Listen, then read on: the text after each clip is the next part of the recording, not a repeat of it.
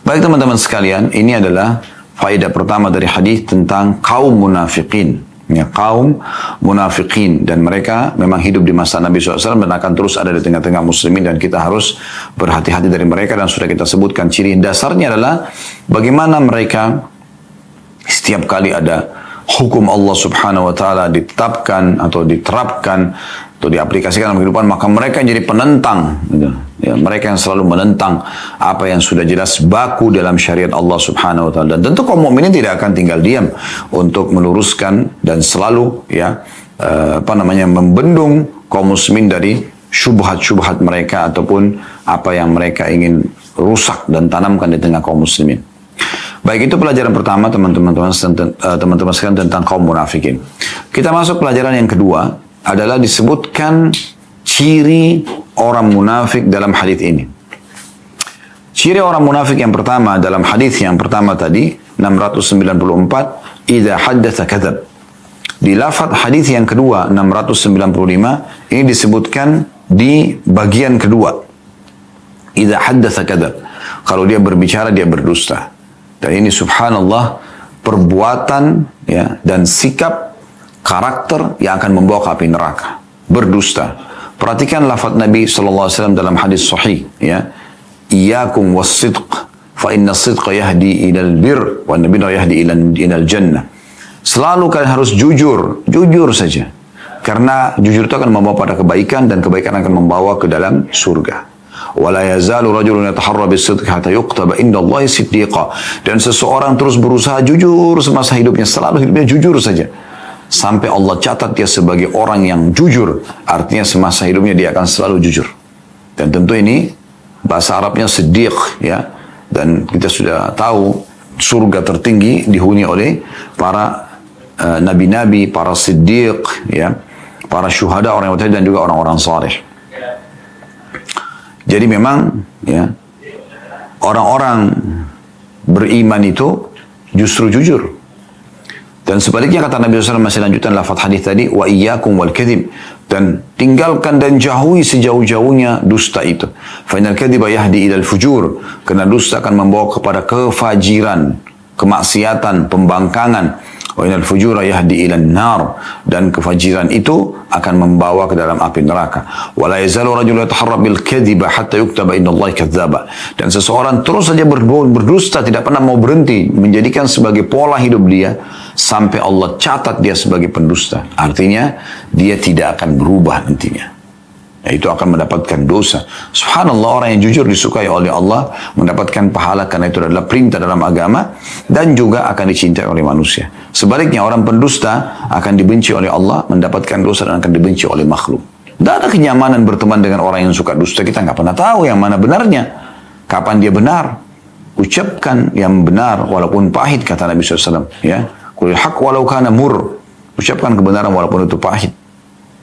Maka ini adalah ciri khas kaum muslimin, gitu kan? Dan Allah Subhanahu wa taala menyebutkan dalam banyak ayat Al-Qur'an tentang Allah melaknat orang-orang pendusta ya. Allah membenci mereka, Allah menghukum mereka, ancaman mereka api neraka. Jadi terlalu banyak gitu. Oleh karena itu kita harus belajar sebagai seorang muslim agar selalu jujur, ya. Jujur saja. Kejujuran akan membawa pada kebajikan insyaallah. Walaupun mungkin tadinya kita khawatir untuk menyampaikan, tapi tidak usah khawatir. Karena kata Nabi SAW, ya, sesungguhnya as-sidqu tuma'nina. Jujur itu adalah ketentraman jiwa. Wal kadzibu ribah, dan dusta itu justru ya kegoncangan dalam jiwa itu, keraguan-raguan.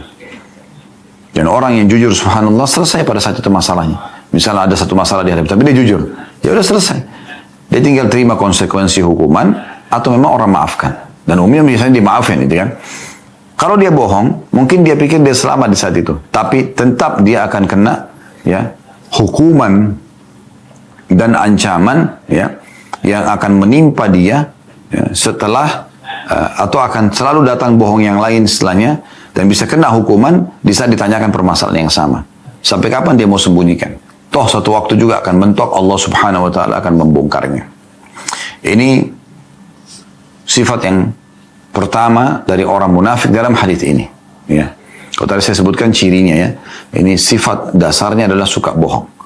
Sifat yang kedua, dan ini faedah ketiga dari hadis adalah di mana Nabi SAW mengatakan di dalam lafaz hadis yang pertama, wa idza wa'ada akhlaf.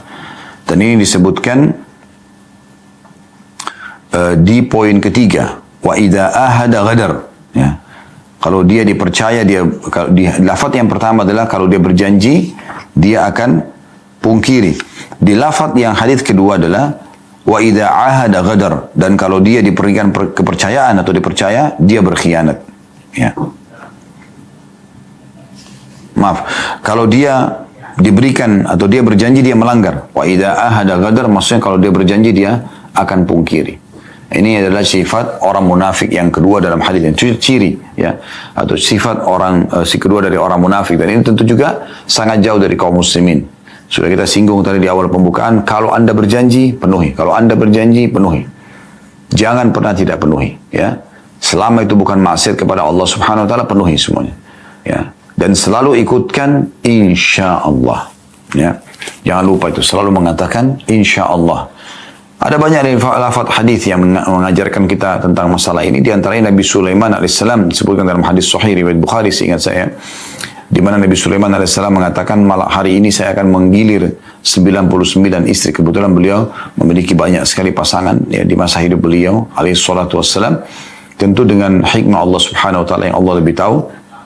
Dia mengatakan saya akan menggilir mereka semua, dan beliau berharap semuanya hamil dan semuanya, ya, melahirkan para mujahid di jalan Allah Subhanahu wa taala. Namun pada saat itu beliau tidak menyebutkan insya Allah.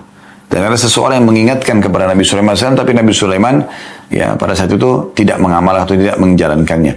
Subhanallah, dari kejadian tersebut tidak ada yang melahirkan kalau tidak salah kecuali seorang wanita saja. Akhirnya, ya, Nabi SAW mengatakan, andai saja Nabi Allah Sulaiman mengucapkan insya Allah, maka pasti akan terpenuhi semua itu. Jadi jangan sampai memahami kalimat insya Allah adalah kalimat yang belum pasti. Enggak, sebaliknya, orang kalau bilang insya Allah berarti kita harus muliakan orang tersebut. Karena dia melibatkan Allah SWT dalam janjinya. Dan apa susahnya menepati janji?